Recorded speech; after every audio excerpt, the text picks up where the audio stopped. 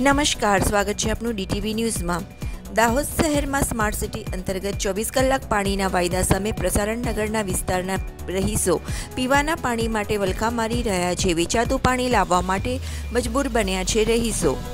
इस सोसाइटी में बहुत ही ज़्यादा यानी बहुत ही पानी की प्रॉब्लम है। शाम के समय लेडीज़ों को जो ये टाइम है अभी खाना बनाने का होता है, उस समय हम बच्चे वाली लेडीज से पानी लेने के लिए घुसती है बराबर। और इतने यहाँ पे सब मिडिल क्लास फैमिली इतना कोई अफोर्ड नहीं कर सकता, तो भी सब मिलके पानी भरते हैं। यहाँ पे पैसे इकट्ठे करके सब टैंकर मंगा रहे, पाइप यहाँ तक कि पीने का तक पानी नहीं आता, तो हम इतने मतलब वो है कि पानी मंगाना पड़ रहा है, और वो भी आरओ का पानी। और आरओ का मिनरल पानी पी पी के हाथ पैर दुख रहे, वो सब नल का पानी है। कम से कम हमको इतना तो सहारा मिले कि नहीं मिले कि पानी आए और हम यूज़ कर सके। इतना कितना सब यहाँ मिडिल क्लास फैमिली इतना खर्चा कहाँ से करने का हम लोगों को।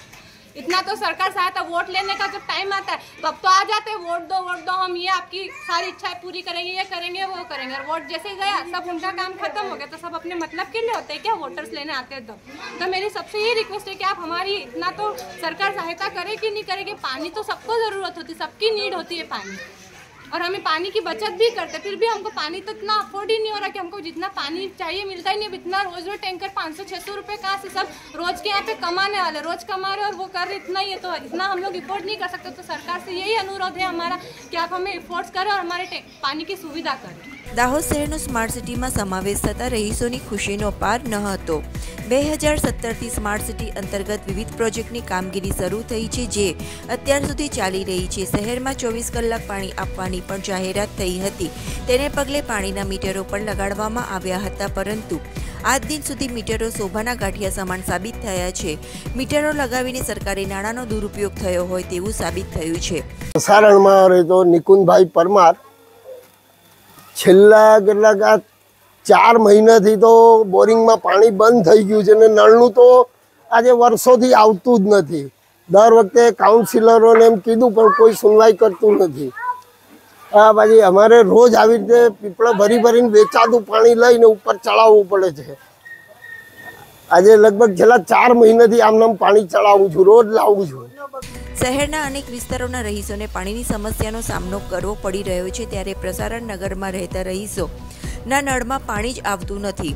રહીશોનું કહેવું છે કે એકે વખત નળમાં પાણી આવ્યું નથી અને પાણી આવે તો માંડ 2 થી 5 મિનિટ, જેના કારણે લોકો મજબૂરીમાં પોતાના ખર્ચે પાણીનું ટેન્કર મંગાવે છે, તેમજ રિક્ષામાં પાણીના ડ્રમ ભરીને લાવે છે। ત્યારે પાણીના પ્રશ્નને લઈ અનેક વખત રજૂઆત કરવા છતાં પણ સમસ્યાનું નિવારણ આવ્યું નથી। બીજી તરફ પાલિકા પ્રમુખ ગોપી દેસાઈને પૂછતા તેઓ આ બાબતે અજાણ હોવાનું હાથ કહીને હાથ અદ્ધર કરી દીધા હતા।